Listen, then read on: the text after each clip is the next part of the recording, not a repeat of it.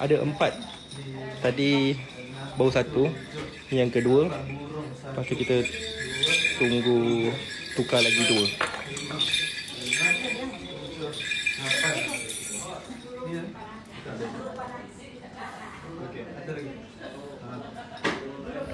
Baru dia burung.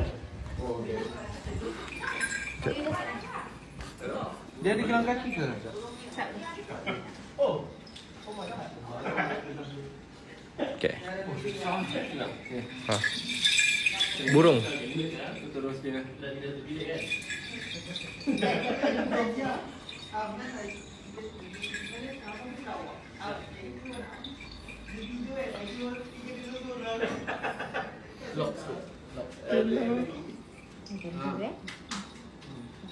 Jangan ke bawah tu. Naturally dia. Dia jangan fokus dekat sini. Jangan ke bawah. Jadi macam ni elok kan? Sikit je lah. Tadi Burung. Sikit je. betul. Wow, bocah sepak. Thank you.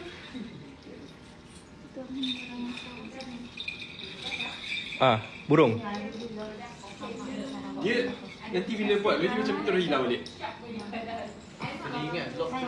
Ini sekarang baru jam 2. Guna wrist je. Wrist. Ada kunci tak nampak tengah? Tengok. Tunjuk Bella. Okey, kejap. Bella tengah siap. Bella. Ni dah satu tengah gelang. Okey, sudah. Ni okey. Nampak 8. Kaki dia dah.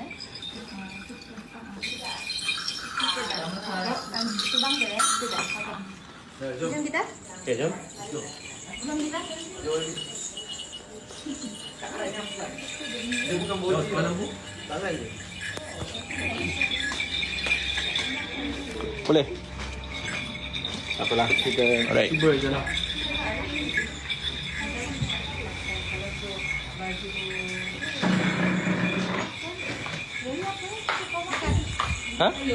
Makan.